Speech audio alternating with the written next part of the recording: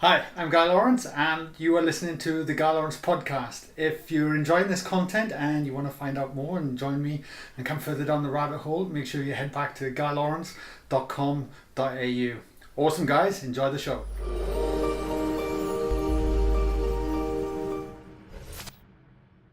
Eben, Karen, welcome to the podcast. Well, Guy, thanks for having us. It's great to be here. Yes, thank you. Really appreciate it. Now, I'll start with you first, Eben, but I asked this show a question on the show to everyone, and I'd love to hear both your answers. But if you were on an aeroplane and a complete stranger sat next to you and asked you what you did for a living these days, what would you say? Well, I would basically say that I'm a physician because fundamentally I'm a healer. I'm a neurosurgeon, a doctor.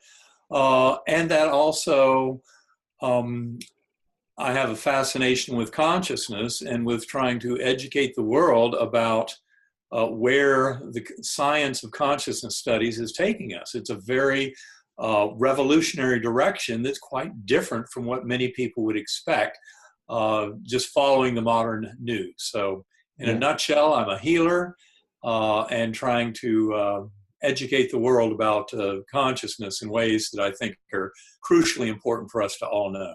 Yeah, and I would say that I help people get into expanded states of awareness using a particular sound technology of sacred acoustics, and help people to really realize that they're much, much more than just their physical bodies, that there's something else going on deep inside that is not necessarily related to religion, but it is definitely related to kind of a personal spirituality, and we all can benefit by getting more aligned with that part of ourselves. Yeah, beautiful. And Karen, that's not your usual job role. I would be amazed to see what the reactions was, well, for both of you when somebody hears that for the first time. Do you get met with curiosity mainly, or do you get met with resistance? Well, both. Some people are fascinated and others kind of go, well, isn't that something? And, And then they move on. So it depends. I can imagine. Sometimes it's easier to just say, I develop websites, because I do that too. So yes. It really depends on the person in front of you, right, and where they're at, I guess.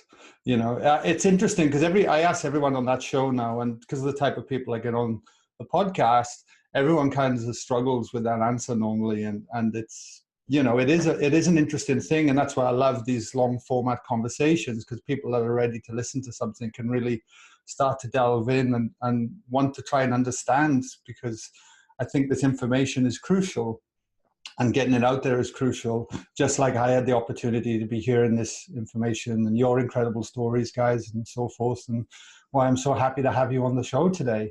And I want to touch on it, Eben, and apologize because you've probably spoke about it before, but I know there'll be new listeners today. And that is, do you mind just touching a little bit about kind of what happened with you on your personal journey and how this shift happened for you, what you did, and kind of how it moved you to what you do now? Surely I can do that. It all happened basically about 10 years ago right now. In fact, I just celebrated my 10th anniversary of coming out of coma last Friday. So, I'm on kind of this anniversary high over what's happened to me in the last 10 years. It really has to do, or at least my kind of journey and why it was so shocking, had to do with the fact that I had a very kind of unusual illness of a gram-negative bacterial meningitis that almost never occurs in adults. And I also had a very severe case. It came on very rapidly. Within 3.5 hours of symptom onset, I was driven deep into coma. So those two factors alone kind of set the stage for what I would say was an absolute miracle in kind of turning my life on its ear, basically turning me around and sending me in a completely different direction. I had grown up in a scientific household. My father was very important in my career choice. He'd been a chairman of a neurosurgical training program, trained a lot of people in neurosurgery, so he was very scientific. He was also very religious. He believed in God and the power of prayer and all of that. Now, I grew up in the 60s and 70s, and like many others of that generation, I knew early on that science is absolutely the pathway to truth. And I can tell you I'm far more of a scientist now than I've ever been. But what my journey showed me very clearly, because of this damage to my neocortex, and because it was global, because CT and MRI scans showed that all 8 lobes of my brain were affected, and because I subscribed to the conventional neuroscientific thinking that our brain creates consciousness, and that especially the neocortex, the most powerful calculator in the brain, it's the human part of the brain, and that is what modern neuroscience says is absolutely essential for any kind of detailed conscious awareness. Well, that part of my brain was very demonstrably inactivated by this illness. And that's the crux of the issue, is that the facts were all there medically to show that my brain should have been completely incapacitated. In fact, I shouldn't have survived at all. My chance of survival early in the week was 10%. By the end of my week in coma, it was down to 2% with no chance of recovery. And when I came back to this world, my doctors were right. My brain was absolutely wrecked. I didn't even recognize loved ones at the bedside, like my mother and sisters and sons. I had no idea who they were. In fact, a hallmark of my NDE, which is quite different from others, is that I was amnesic for the life of Eben Alexander. I had no memories at all. I had no words or language, none of that. And yet I had this extraordinary experience that I reported in the book Proof of Heaven that really should not have happened at all, according to modern science. And that's what I've spent the last 10 years investigating, coming to understand.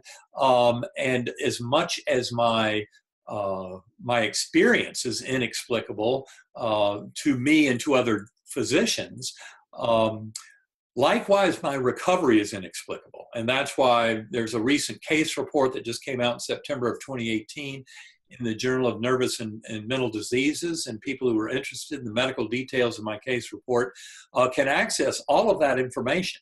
If they go to ebenalexander.com, go to the blog page, and the second blog, Into the Past, from right now, was on the extraordinary nature of my experience, how it should not have been able to happen.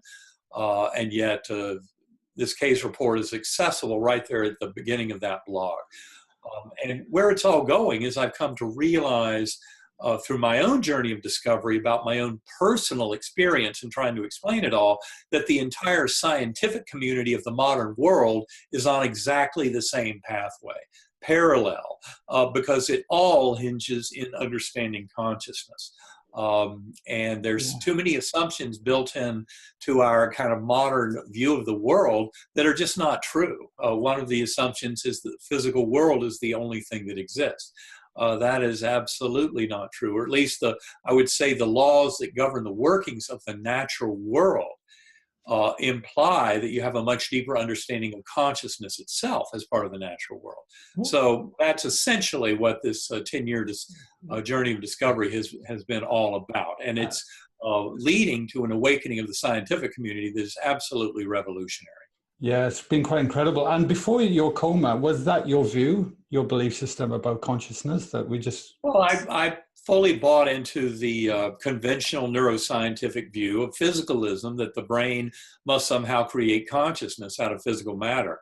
I mean, I could see no other way around that, but it's because I had no idea how deep the hard problem of consciousness is, and all the evidence for non-local consciousness.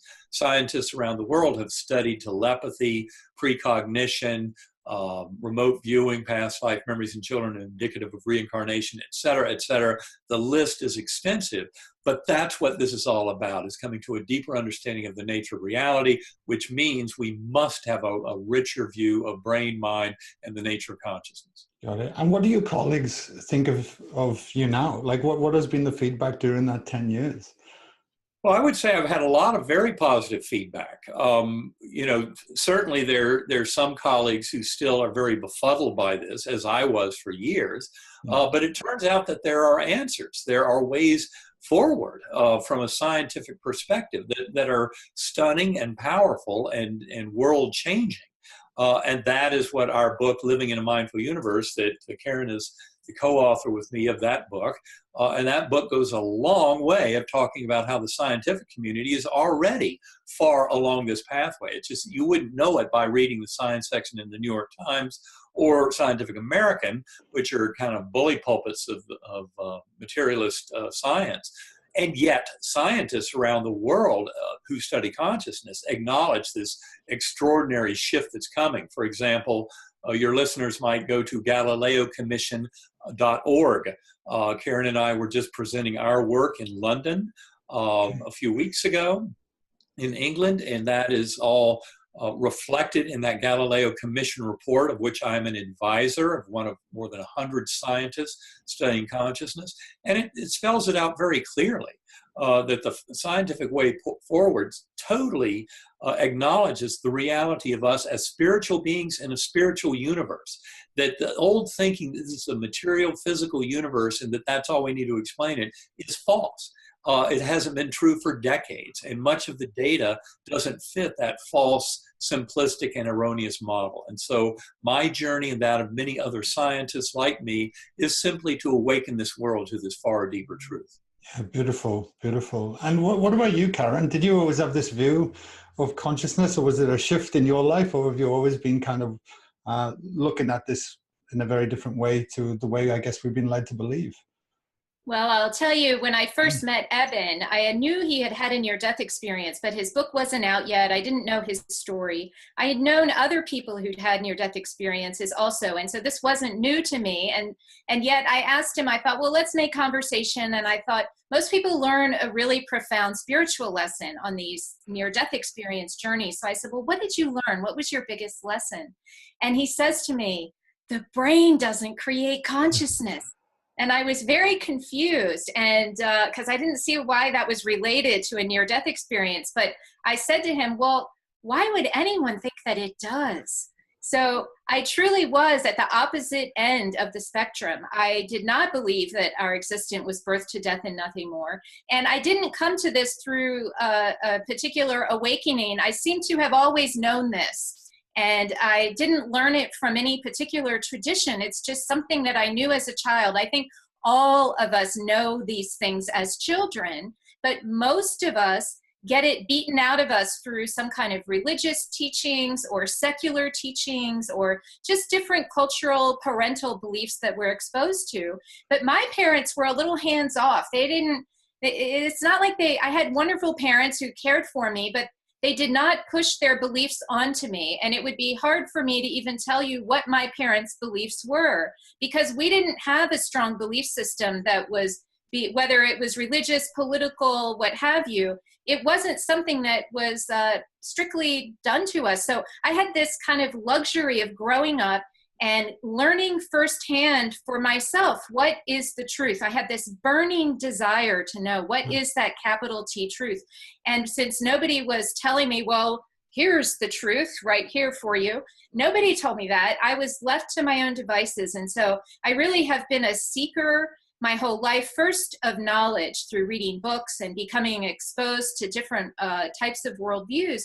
But it was probably about maybe 15, 20 years ago that I decided, this is in my 30s, early 40s, that I decided to really develop firsthand experience. You know, Eben had this amazing experience, but he didn't plan that day to wake up and, you know, go have an experience. But you can do that using many different methods, of which I've explored many, of really getting yourself into expanded states. What Eben will say is, the sacred acoustics recordings that we use actually take the brain offline, similar to what happened with his meningitis, in a much safer fashion.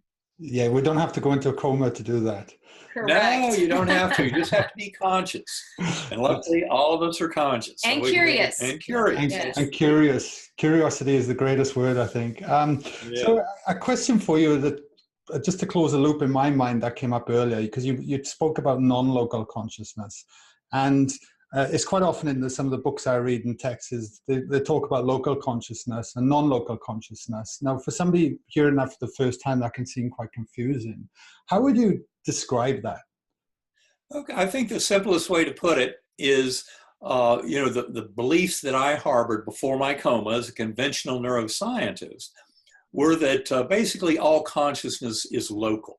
And by that, all I mean is that our information acquisition occurs through our physical senses that are attached to our physical brain. So in other words, that would stipulate that the only things I can know, kind of in the present moment based on current information, is stuff that I can see with my eyes and hear with my ears, smell with my nose, taste, touch, what have you, are various modalities of sensory information attached to the physical brain.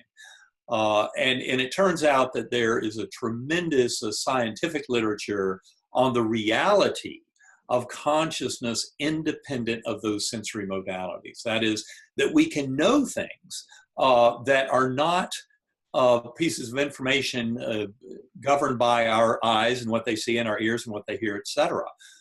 We have ways of knowing, intuition, and kind of a heartfelt knowing that there's actually a very strong scientific basis for. So in other words, when you start talking about things like telepathy, the evidence for telepathy is quite strong out there, and it begins in the world of twins, identical twins. There's a beautiful book by Guillaume Playfair about identical twins and telepathy, and it's really kind of amazing. I mean, one twin can burn his finger on a stove, and the other twin 1,000 miles away can feel pain and develop a blister there.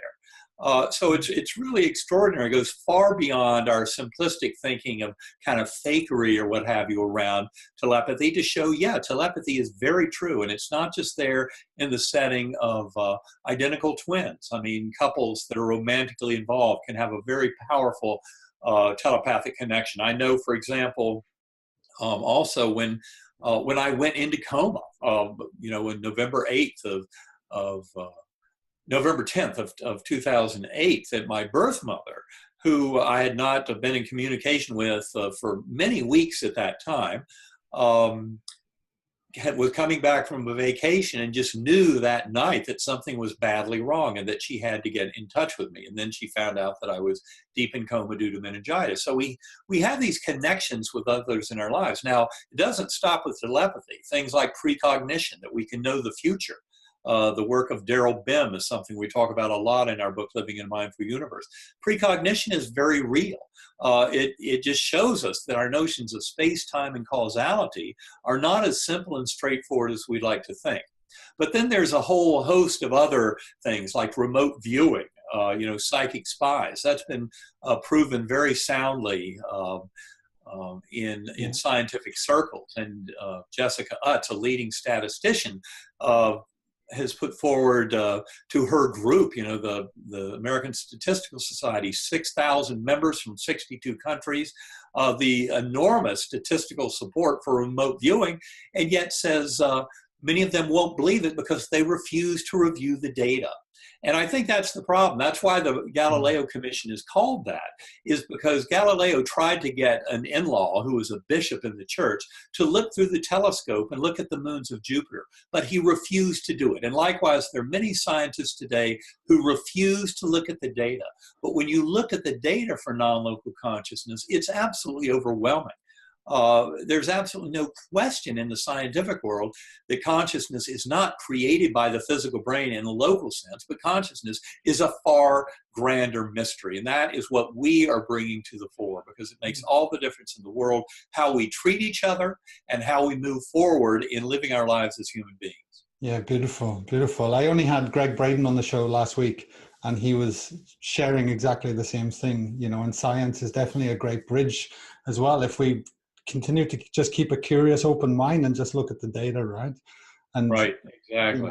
So, Karen, I'm fascinated. I'm jumping from question to question here, but what led you into looking at sound to alter states of consciousness, to get deeper states of consciousness? Well, as I said, I was exploring a lot of different ways to get into expanded states of awareness. And I found when I would go to these different courses, some of the participants would understand right away, and they were immediately, sensing and feeling what the instructor was talking about. And others of us really didn't know what they were talking about when they would say, do you feel the light or see the energy, whatever it was.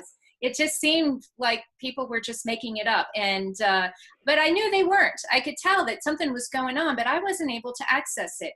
And over time, I learned that just really a basic basic foundation is to really develop a skill of meditation. And meditation is one of those words that's used in all kinds of different ways, but I'm using it in a very kind of generic way here. And what I mean by that is developing the ability to get quiet inside, to where your thoughts are not distracting you, so that you can really feel like you're in the present moment. And when I learned that meditation, that really basic skill was kind of required for really any method almost that I was looking at, I thought, oh, I better learn how to do this. And so I would sit still and kind of watch my breath, and my thoughts didn't go anywhere. They were just racing, constant, worrying about some project I was working on, or a fight I had just had with my daughter, or some such thing. And it was sound that helped me to quiet the mind. And I tried everything. So things like gongs and tuning forks, or crystal bowls, brass bowls. If you're familiar with those sounds, they all kind of make this wah, wah, wah kind of monotonous sound. And it's brainwave entrainment or binaural beats that really had the power for me. It's the same kind of sound. And in fact, anytime you hear sort of a wah, wah sort of sound, it has a built-in binaural beat to it. That's exactly what they sound like. And I found that when I use those types of sounds, those sounds are designed to get the brain from, say, a beta state of awareness, which is what we're in right now, walking, talking, analyzing, down to more of a theta or even delta state of awareness. That border between delta and theta. Delta is the sleep state or coma state, as Eben says, deep sleep. Theta, though, is more of that border between delta and theta is right around 4 hertz, and that is what we call the hypnagogic state. And we're all in this state when we first are falling asleep at night or first waking up in the morning, although that's called a hypnopompic state.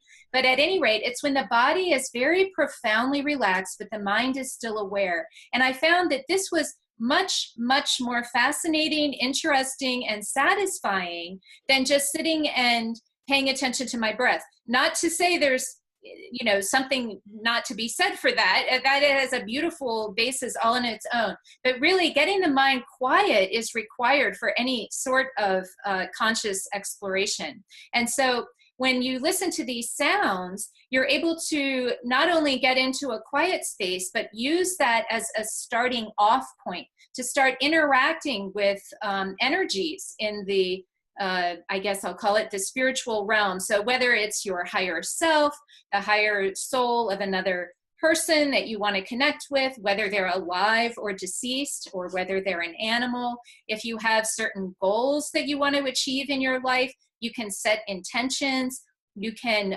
draw information and powerful energy into your body to help manifest. There's all kinds of things you can do. And meditation, I always thought, was an escape from the here and now.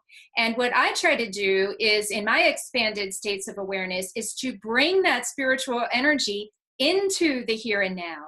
And the easiest way to really attach to that is this force of love. Now, this is a force that Eben encountered on his near-death experience. Pretty much, I don't know if I can say all, but nearly all near-death experiencers somehow touch or sense this force of unconditional love that's available to us all. And I've also practiced connecting with that energy, bringing it into my body. And when you start to really connect with the energetic part of you, this really is our birthright. All of us can do this. The more you start to connect with that energetic or spiritual part of you, the more that the events and situations in the material world seem to start to take care of themselves. Many of us want to force, things to happen in the world, but if we can just become calm inside and more aligned with our greater being, it puts you in line with your greater purpose. And just like your shirt, the universe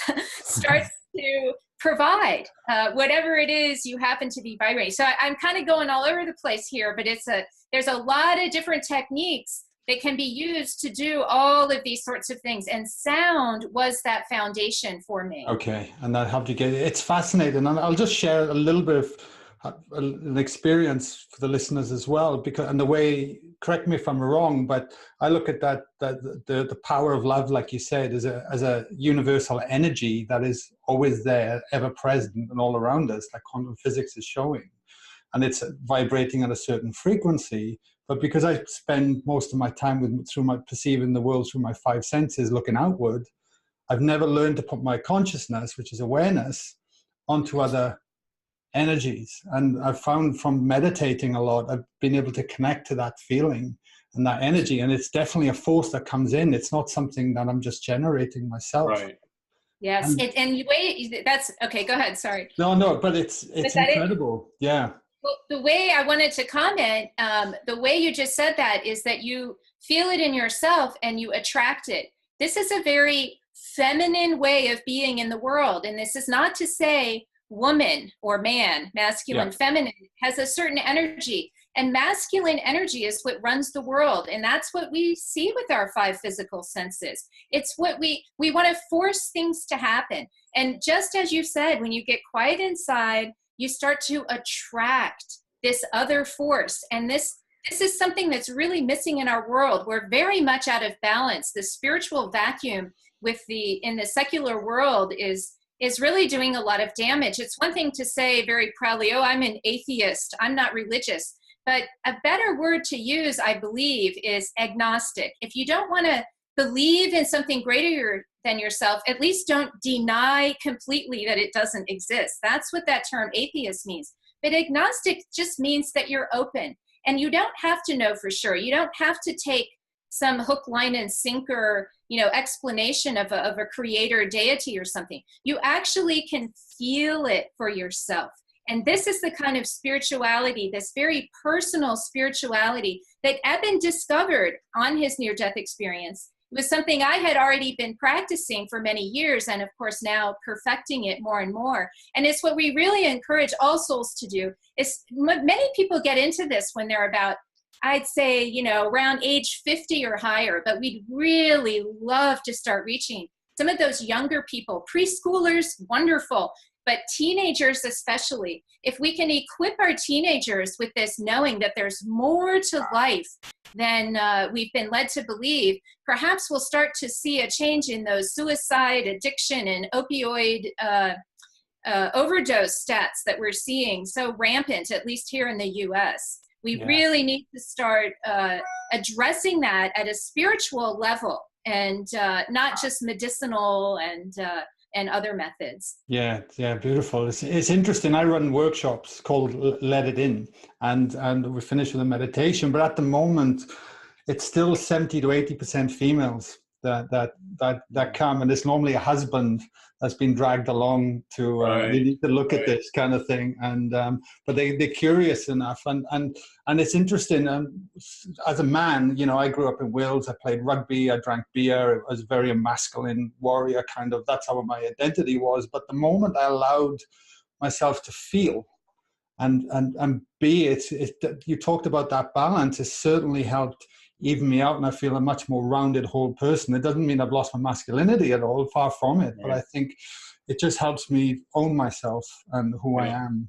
I would say we grow much more into who we truly are. So no, it does not diminish masculinity, but there's something about achieving more of a balance within each and every one of us, a balance of masculine and feminine energies that helps to make us more complete, more whole.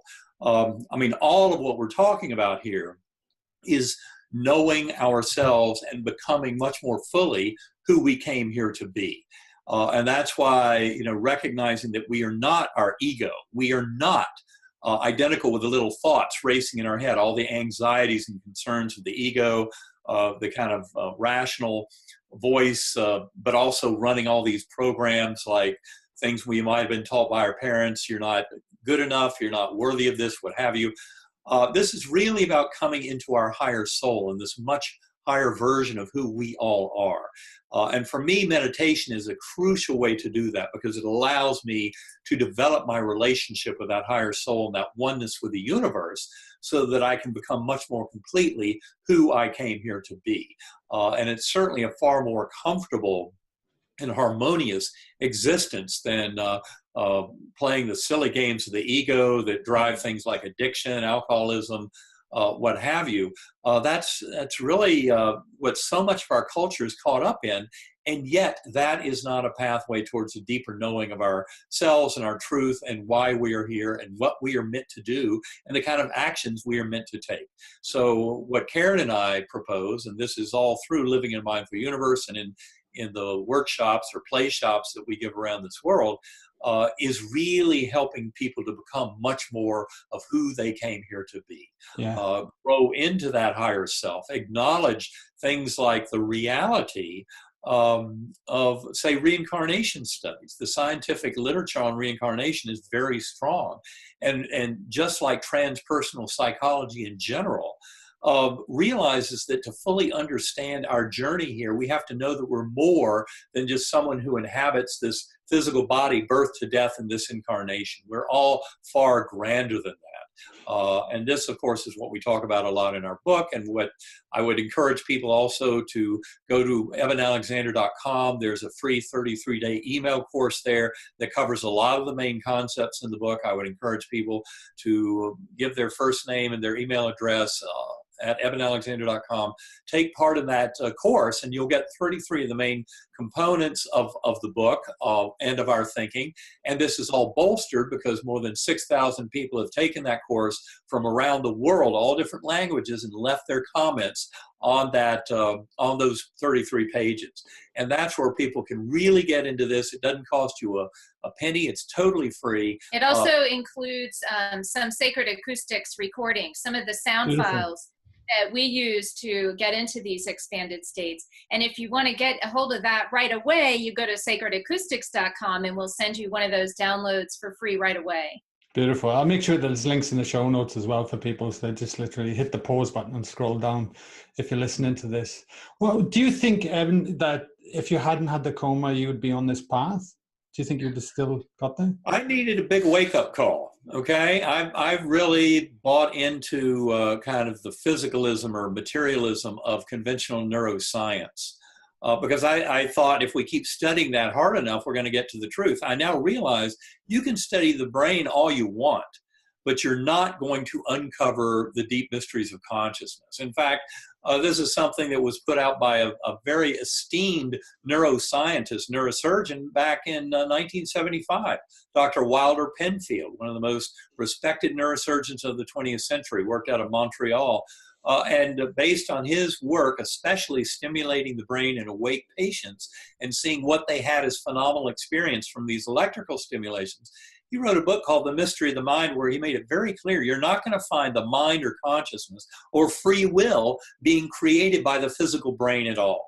In fact, he was hot on the trail to discovering memory and where memory was, and he was the one who basically told us memory is not to be found in the neocortex at all. In fact, by the end of his research, he thought maybe it lives in the brainstem, although most neuroscientists would say that doesn't really make sense in terms of what we remember. It makes much more sense that memories would be based in the neocortex. But we talk about that in Living in a Mindful Universe. That's not the case either, because neither consciousness nor memory is actually resident in the physical brain. All of neuroscience is being completely overturned by this incredible revolution in thinking. And it doesn't mean that all that neuroscientific research to date is worthless. It's just that it's showing us the brain is a filter, a reducing valve that allows the program of consciousness to be projected into our brains and these physical bodies. But it doesn't mean that our consciousness or even our memory is resident in the brain itself. Yeah. And that is a big, bold awakening of all of modern neuroscience and the scientific world in general. So, and you cover that in your latest book, Living in a Mindful Universe? Yeah, Living in a Mindful Universe, we go into great detail about every bit of that. And what made you decide to team up to write the book? Well, I must say, when people who've heard me talk about this, who have read some of my early writings, et cetera, realize, yes, I'm very much up in my head. You know, as a former Harvard neurosurgeon, always talking with colleagues about ideas, I was stuck in my head. And even realizing what I did for my near-death experience, I kept trying to explain it all kind of in brain-based mechanisms. But it was really meeting Karen in November 2011 that was a tremendous a breath of fresh air for me, because she, for one thing, I came to realize that my entire journey to date was about the mind-brain connection and about the nature of consciousness. And I realized that that whole discussion can exist along a linear spectrum that goes from physicalism or materialism, that brain creates consciousness. You know, at one end, that's the conventional view that is completely false, I promise you. Then there's a linear spectrum of all kind of dualities that allow for mind and brain to coexist, but without saying that one is reducible to the other. And many neuroscientists in recent times are right there in that dualistic position. But if you go all the way to the far end of that spectrum, you get to pure idealism, where you realize that the only thing that exists is the mental. Quantum physicists in many ways are fine with that. You know, they get it. Richard Kahn Henry, head of astrophysics, Johns Hopkins, wrote an article in Nature called Mental Universe in 2005. So yeah, they're there. But you really going all the way to idealism, where we realize that consciousness runs it all, that consciousness is fundamentally what exists. The entire physical universe is emergent from consciousness, is the way. And that is, it's such a big leap, but it's really the necessary leap. And so I think that's where the scientific world is waking up to these grand possibilities. The good news is you don't have to wait for that. As an individual conscious being, all of us have the power to go within and discover these truths. I would say the reason we teamed up to write the book is that Eben's first book, Proof of Heaven, was mostly about his actual coma journey and what led him to that moment. And it really just was the beginning of his journey, as it happens, because we come back from these amazing spiritual experiences and we have to live our lives. You know, what do we do with that information? And so he really, really wanted to write a scientific book, a book that really showed how the science supported all of these kinds of, you know, I'll use that word woo-woo, just at great risk. Spiritual. But anything that's not seen, there actually is something to that.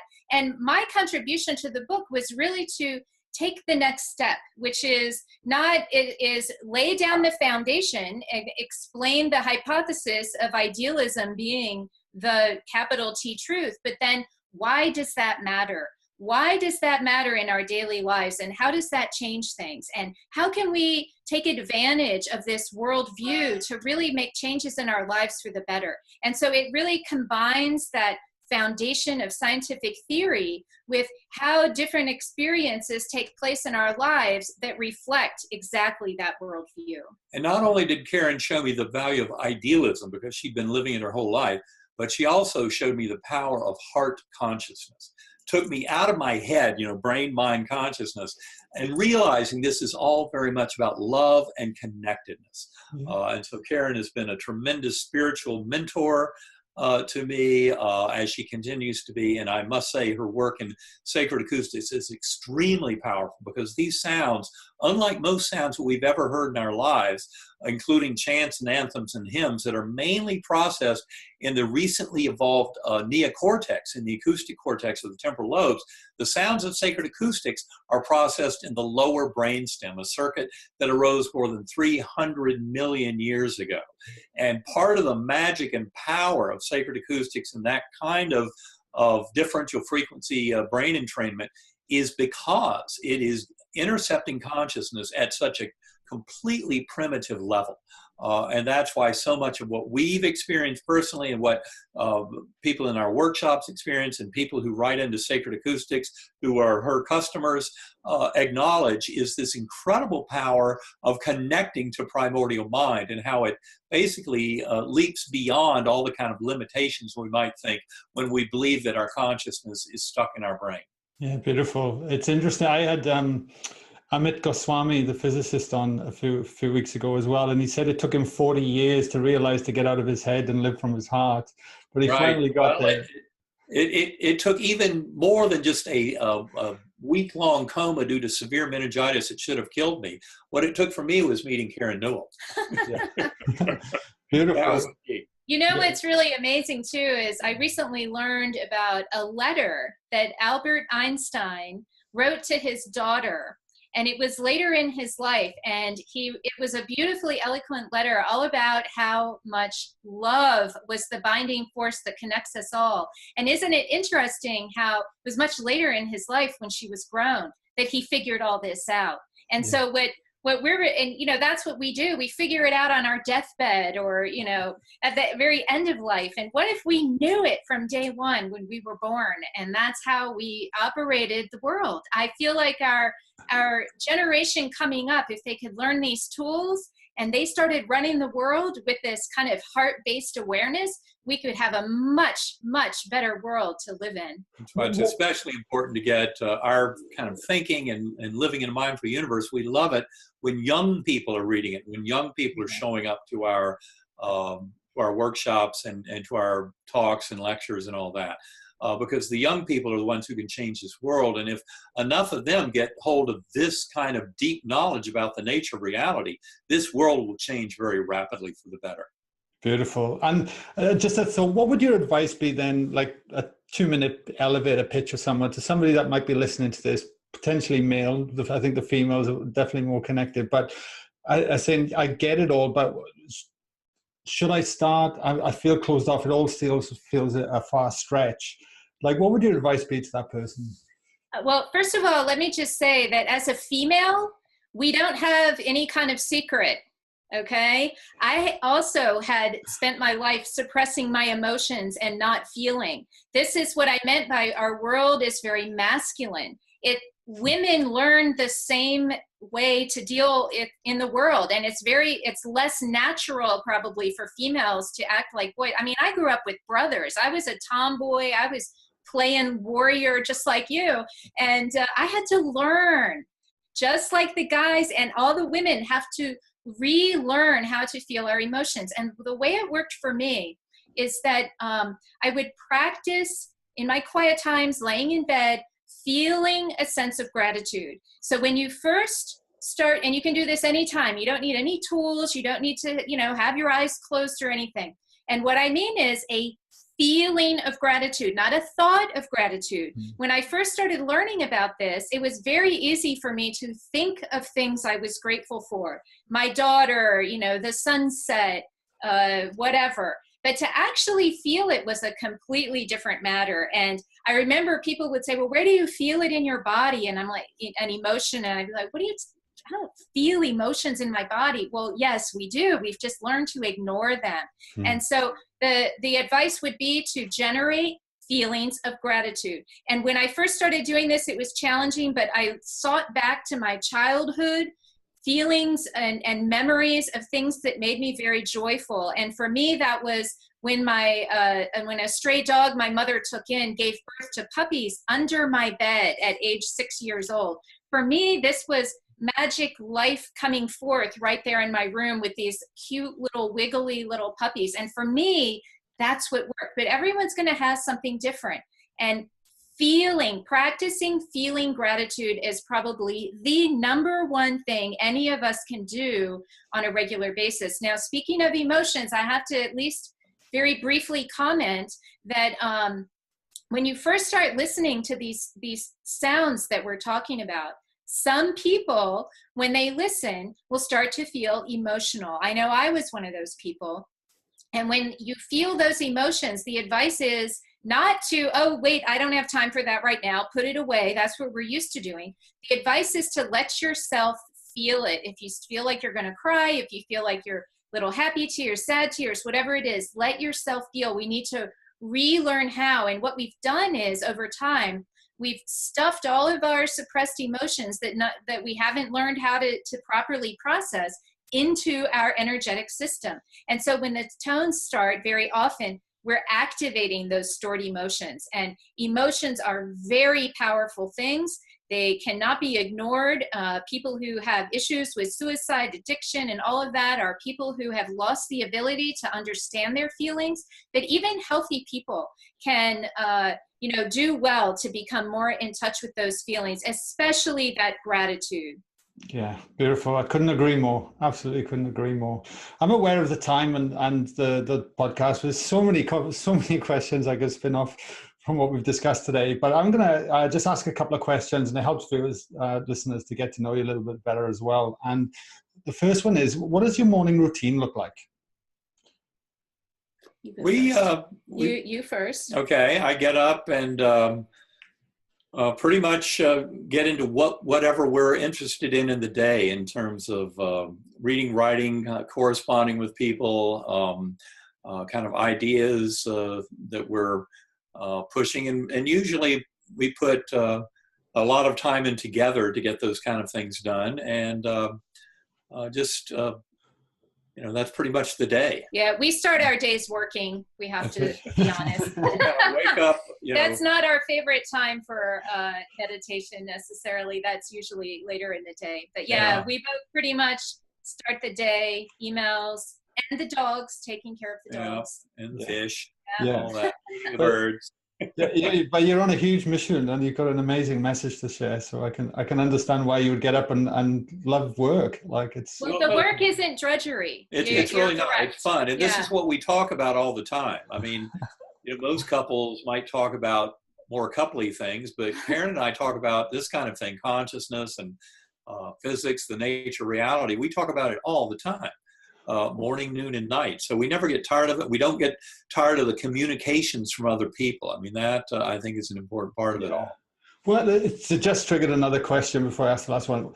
For couples listening to this, and what if one person is on board and go, guys, where have you been? I get this. I'm full, but the other one is resistant. What would your advice be to them at that point? I don't know if you have any, but my advice is you can't change someone. You can only change yourself. So my advice is to not try to change the other person's mind, but to simply do your practice, be who you are. I have one woman whose husband is not into this stuff. And she was just becoming more spiritual, doing more practices, really wanting her husband to be on board. And she actually started listening to one of our recordings that's by coincidence called Love Body. And so she listened to this for about a month every day. And at the end of that month, her husband said to her, wow, you're really different. Did you get a haircut? You really are glowing. What's different about you? And he starts to notice. And when you start to get your own energy kind of aligned with who you are, other people kind of seem to catch up with you. And you really can't be concerned about others. Everyone will find their way in their own time. The only thing I'd add, my father used to say, you cannot push a rope. And so much of what we do is about meeting people where they are. And it's really about a force of attraction. And if you're doing things in your life that are having a very positive effect, it will show. And people around you will want to follow that pathway. So this stuff can have very positive influence, but you never can push this stuff on someone.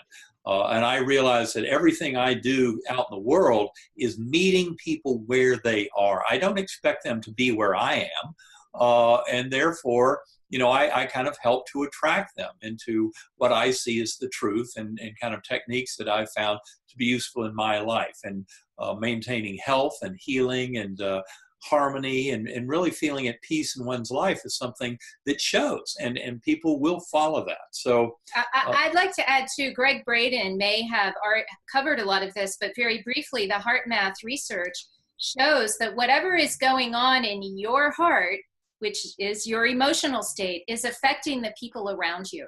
So this is a scientifically proven fact. So the idea of becoming more aligned and centered in your heart and energetic space really does help people around you without having to say a word. Totally.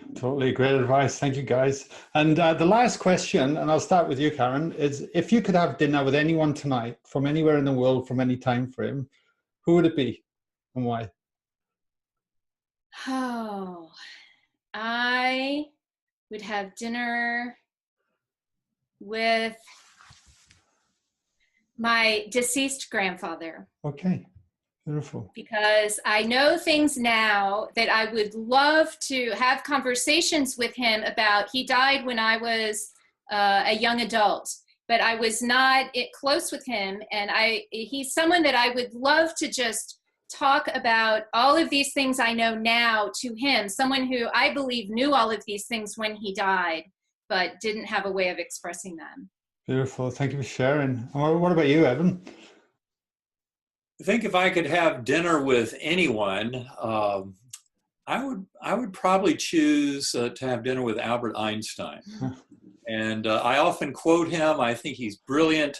I think in many ways he was not quite as aware of what quantum physics was trying to tell the scientific community.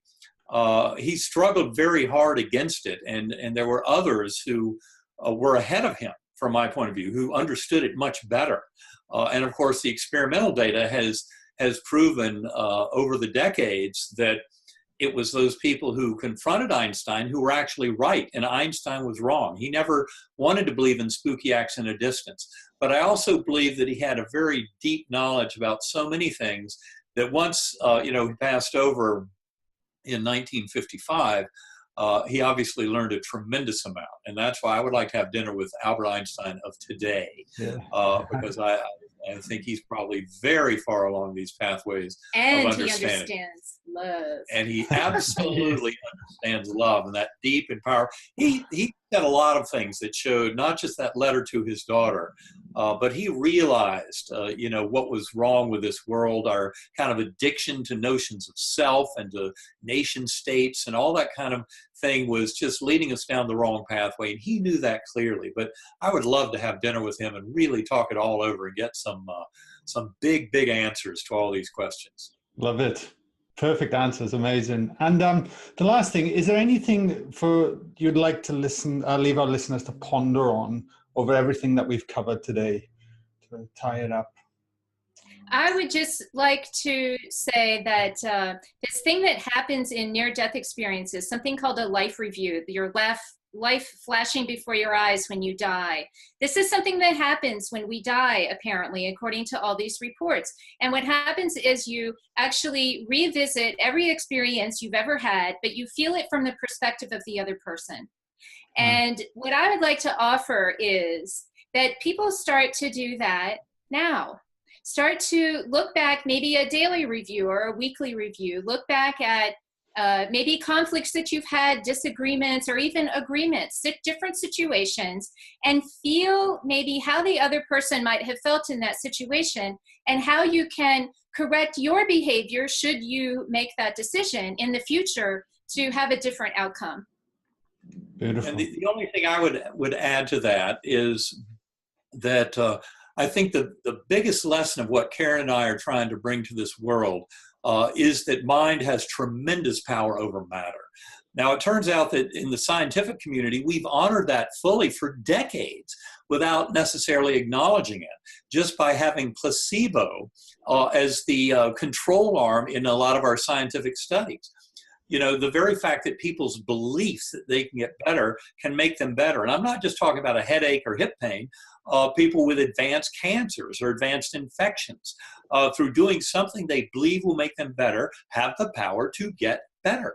And that is just the beginning. So when you realize how powerful mind effect is over matter, you start to realize how your free will as a sentient being has tremendous power to change this world. And then when we do all this out of love and acknowledge that loving connection that most near-death experiencers bring back to them as that incredible piece of evidence that lets them know there's nothing to fear about death.